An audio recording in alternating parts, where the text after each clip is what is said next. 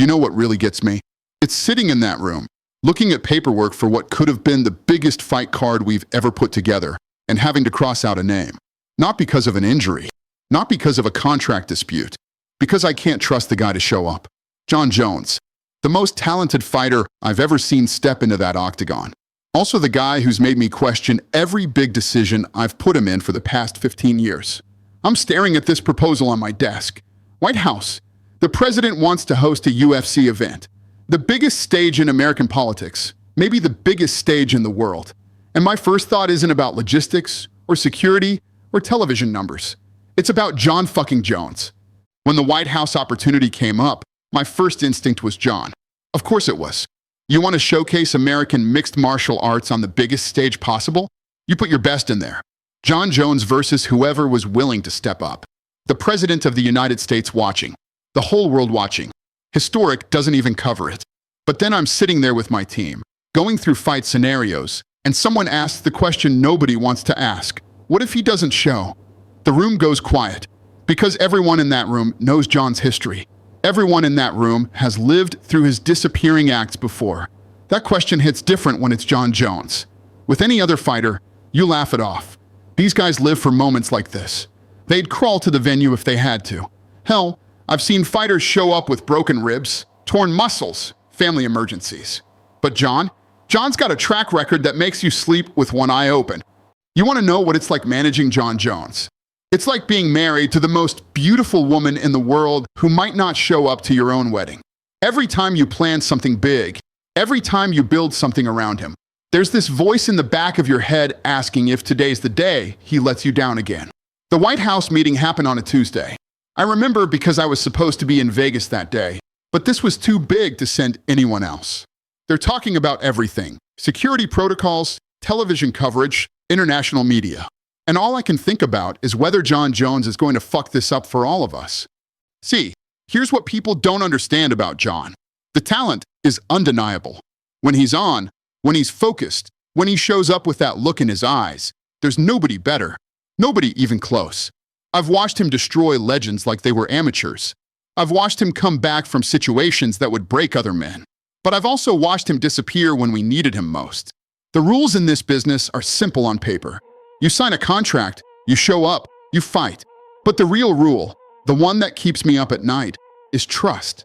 When you're building cards worth millions, when you've got television partners breathing down your neck, when you've got fighters who've been training for months, trust isn't just important. It's everything. I learned this the hard way with UFC 200. Jon crashes his car into a pregnant woman and drives away. Standing in that police station, looking at the footage, I realized something. Talent doesn't mean shit if you can't rely on it. And trust has a price. Every time someone lets you down, it costs you. Not just money, credibility. The faith people have that when we say something's happening, it's happening. Jon's cost us plenty over the years, but this one felt different. This wasn't just about us. This was about representing the sport on a stage we might never get again. You want to know what it feels like to get that call from your matchmaker at 2 a.m.? Dana, we might have a problem with Jon. My stomach drops every time, because it's never good news. Never. It's either a failed drug test, or legal trouble, or some other catastrophe that's about to blow up months of planning. The UFC 200 situation taught me something crucial. You can have all the talent in the world, but if people can't count on you, you become a liability instead of an asset.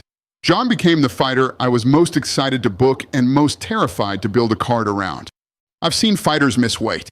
I've seen them get caught with stupid mistakes outside the octagon. I've seen them crumble under pressure they thought they could handle. But what Jon's done goes beyond any of that. It's a pattern, and patterns don't lie. Let me break it down. March 2015, cocaine before Cormier. July 2016, USADA violation before UFC 200. August 2017, another violation after he beats Cormier. Each time, I'm making excuses for someone who keeps making the same mistakes. But here's the thing about Jon, he always comes back. And when he comes back, he reminds everyone why he's the best. The Alexander Gustafsson Wars, the comeback against Cormier, moving up to heavyweight and demolishing Cyril Gane like he was an amateur. The skills never left. The problems never left either. Take the Aspinall situation. This one really gets under my skin. Tom's sitting there as the interim heavyweight champion, ready to unify the titles. The guy's knocked out everyone they've put in front of him. He's young, he's hungry, he's everything you want in a champion. Most importantly, he shows up. Every single time. Jon's got every reason in the world to take that fight. It makes sense for his legacy. It makes sense for the division. It makes sense for business. The fans are demanding it. The media's demanding it. But does Jon want it? That's where things get complicated. Instead of stepping up, Jon starts talking about legacy fights. About money. About Alex Pereira. About everything except the fight that's right in front of him. Meanwhile, Tom's out there, proving himself every chance he gets, calling out Jon on social media, doing everything a contender should do. And Jon's being Jon. I had meetings with Jon about the Aspinall fight. The money was there. The stage was there. The storyline was perfect. Each time, Jon found a reason why it wasn't right. I want legacy fights, Dana. Fights that matter. You know what matters? Defending your title against the interim champion. But Jon sees it differently. You can't run a business on maybes. You can't tell television partners, well, we think he'll show up. You can't tell other fighters to build their camps around someone who's got a history of pulling out when things get real. When ESPN calls about our next big card, they're not just asking about fights. They're asking about guarantees. When I tell them Jon Jones is main eventing, someone from legal asks, what's our contingency plan if he doesn't make it? With Jon, you always need a contingency plan. I remember the meeting after UFC 232 got moved from Vegas to California because of Jon's drug test issues. I'm sitting in a room with our television partners, our venue partners, our advertising partners, and they're all asking the same question. How do we prevent this from happening again? The DUI arrests, the positive tests, the times he's disappeared right when we needed him most. Each one of those moments, I had to make a choice. Do I give him another chance? Or do I protect the organization? Most of the time, I chose Jon. Because when he shows up, when he's focused, there's nobody like him. But that's the problem with patterns. They repeat themselves. And each time they repeat, the cost gets higher. UFC 200 cost us millions in lost revenue and promotional expenses. The California move cost us venue deposits and logistical nightmares. Each situation damages our credibility with partners who need to trust that we can deliver what we promise. But the White House, that wasn't just about Jon Jones. That was about the UFC. That was about mixed martial arts. That was about proving we belong on the biggest stage in the world. And I couldn't risk having the President of the United States waiting for a fighter who might not show up. Picture this scenario. The President's in the front row. International media is covering the event. We've spent months building up Jon as the face of American MMA. And then, 3 days before the event, Jon gets arrested for something stupid or tests positive for something he shouldn't have taken, or decides he's not ready to fight. Now I'm the guy who has to call the White House and explain why our main event just fell apart. I'm the guy who has to apologize to the President for wasting his time.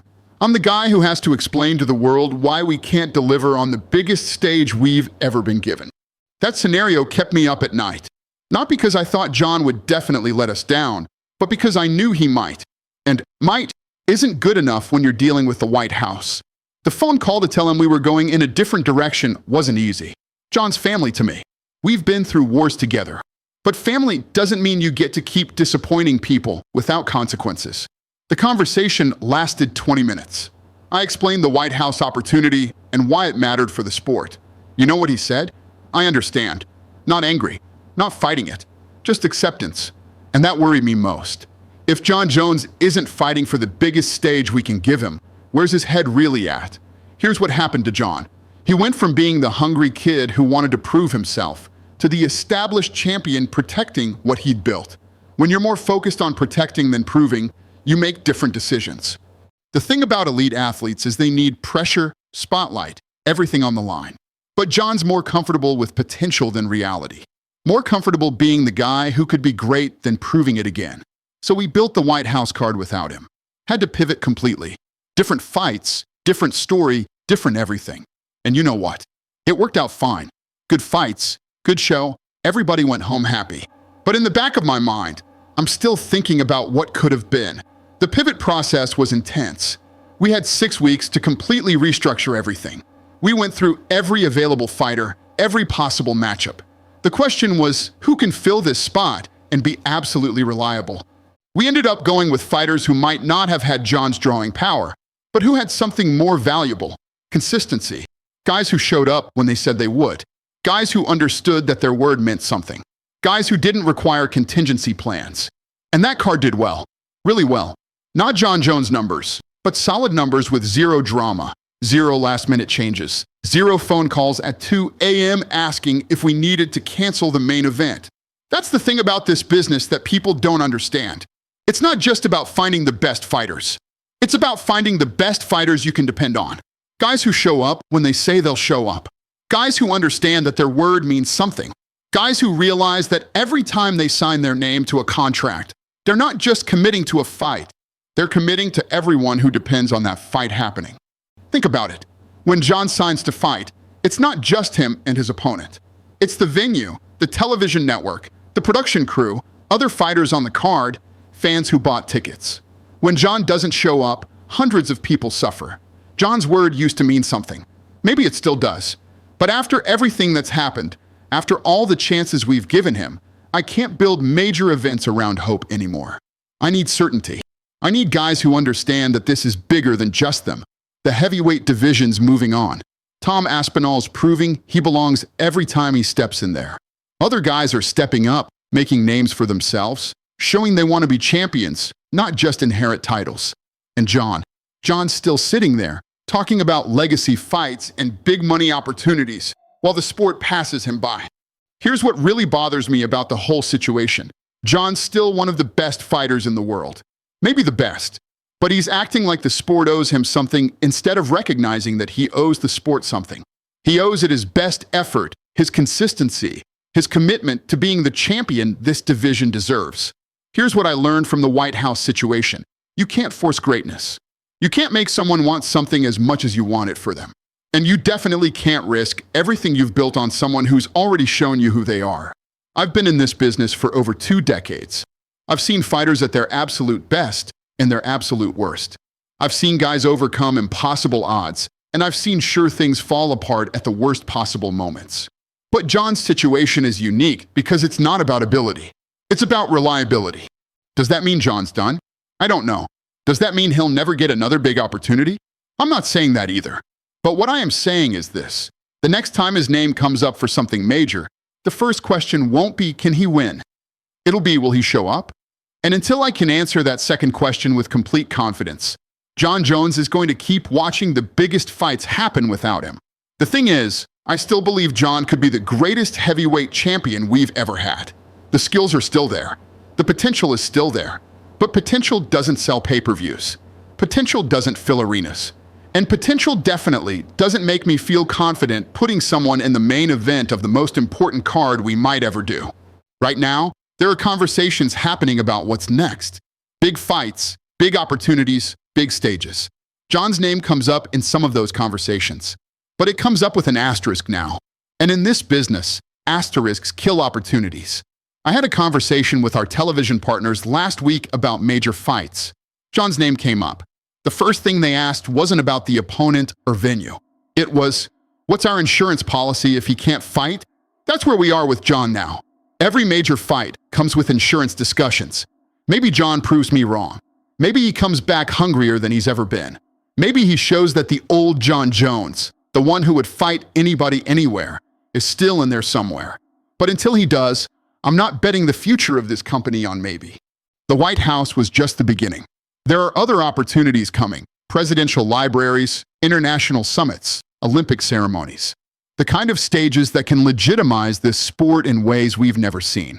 And when those moments come, I need fighters I can count on. Jon's had 15 years to prove he could be reliable. More chances than any fighter in UFC history. But at some point, you run out of chances. At some point, other fighters step up and take the opportunities you've wasted. The heavyweight division is moving forward with or without Jon Jones. Look, I hope Jon figures it out. I really do. I hope he finds whatever it is he's looking for and comes back ready to be the fighter and champion this sport deserves. But I can't wait for that to happen. The business has to move forward. The truth is, we're having these conversations every week now. Jon's team reaches out, testing the waters for different opponents, different dates, different scenarios. And every time, the same questions come up. Can we trust him to make it to fight night? Can we trust him to handle the pressure? Can we trust him to be the professional we need him to be? Those aren't questions I should have to ask about a fighter with Jon's experience and accomplishments. But that's exactly where we are. And until those questions have different answers, Jon Jones will continue to be the most talented fighter watching from the sidelines. Here's the bottom line. When people ask me about Jon Jones in the White House, I tell them this. Sometimes the biggest risk isn't taking a chance on someone. Sometimes the biggest risk is counting on someone who's already shown you they can't be counted on.